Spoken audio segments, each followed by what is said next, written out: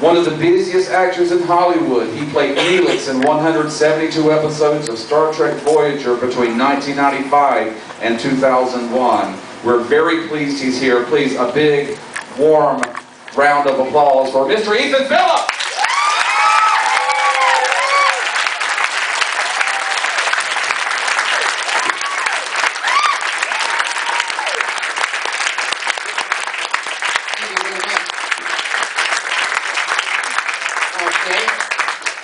How you guys doing? Great. You're great, so everybody else is left. I didn't mean that in any bad way. What's going on? Yeah, you were great last night. What's that? You were great last night. Thanks, I was just winging it, you know? How did you find his room? Oh, that's sharp. Well, I'll tell you. Now this is what, a panel? Yes. What does that mean? I think you're the spirit. Oh, okay. Well, I haven't done one of these in so long. You know, it's been actually years, I think, since I actually stood up and talked. I usually got Bob Picardo with me when I do it, and he's such a ham, I don't have to say anything. I doesn't battle on and sing and do all this different stuff. And, you know what the best thing is it's a little warm in here, isn't it? Yeah. I come from LA, they say, oh, that's a dry heat. And I go, yeah, it's a blowtorch up my ass. This is a gift from us, and we just kind of knew that you were going to do this today, even though I've already talked to people about stuff. Yeah, right. It can get pretty, what's this? We have a floor blower up here. It's a little on the noisy side, so we no, that's okay. sort of have a choice between being able to hear and being able to breathe. Yeah, I'd rather breathe. Thank you. I'll put that right there. Okay. Thanks a lot. Well, tell me what you can If it gets really insufferable, we'll turn it off. All right, dude. Yeah, it's not deep, but it's not too bad. I spent a lot of time in Maine. Anybody from Maine out there? Yeah, Maine's nice. It's chilly up there, which I like.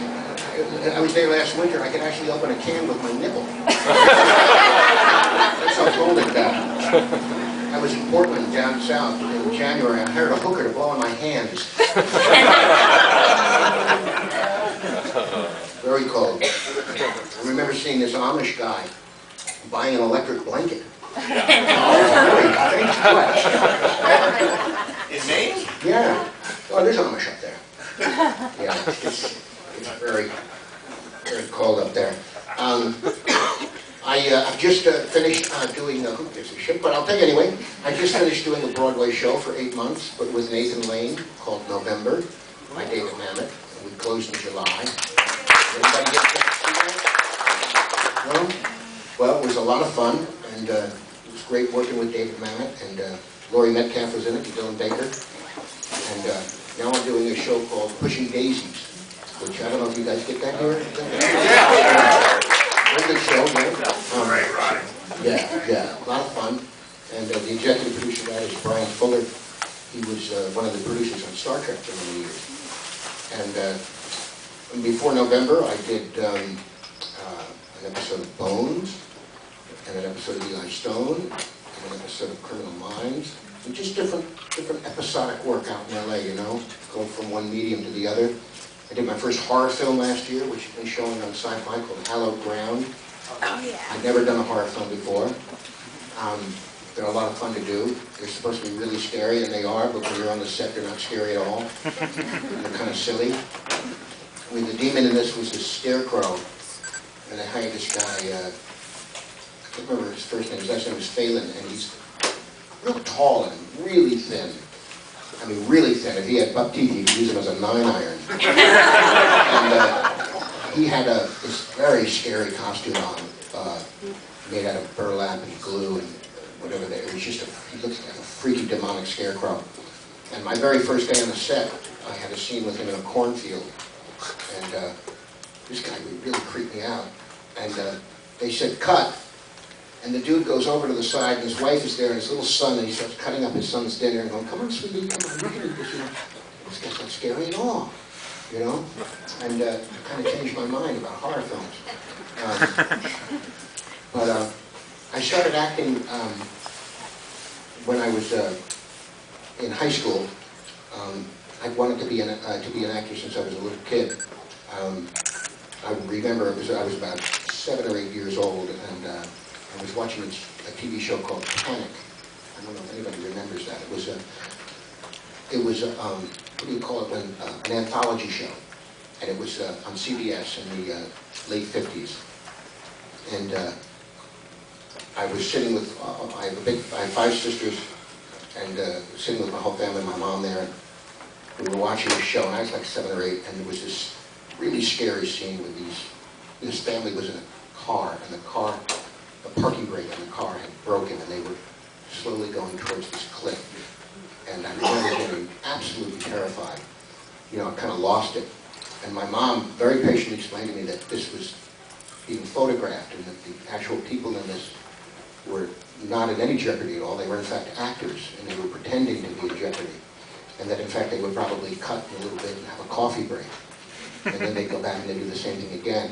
But they were never in any danger. They were just pretending it was a complete illusion. And even at that young age, I totally got what she was saying. I went, wow.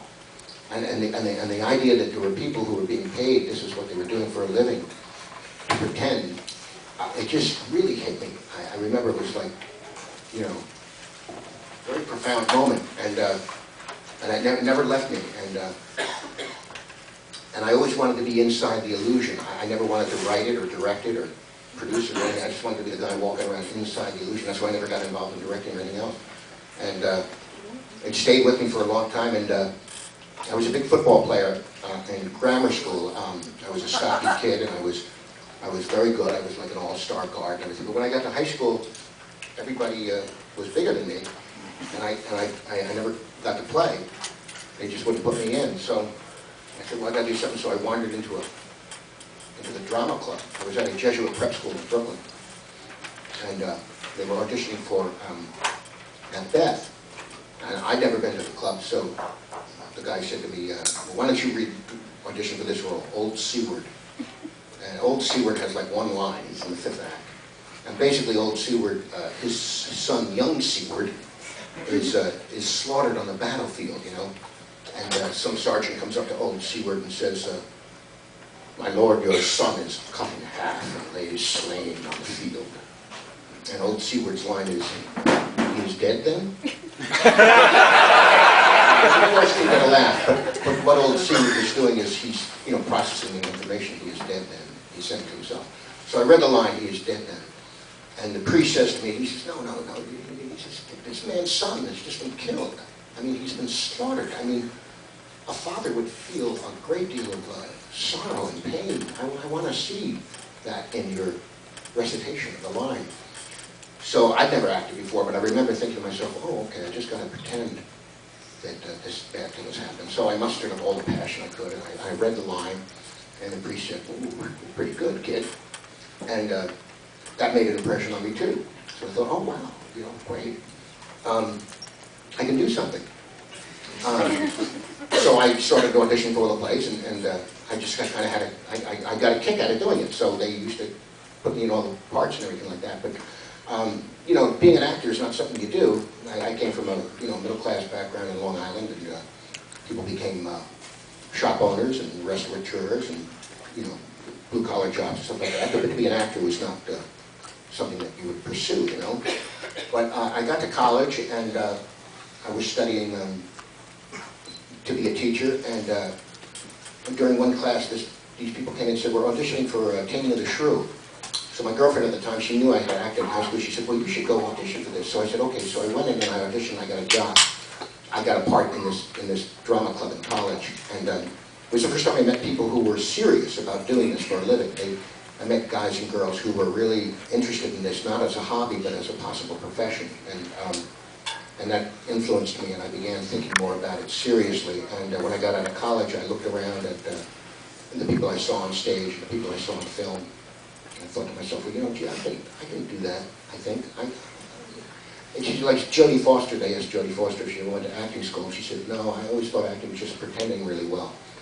And that's kind of what it came down to for me. And I thought, okay, so I just, that's what kicked it off for me. And I've had a lot of luck and a lot of opportunity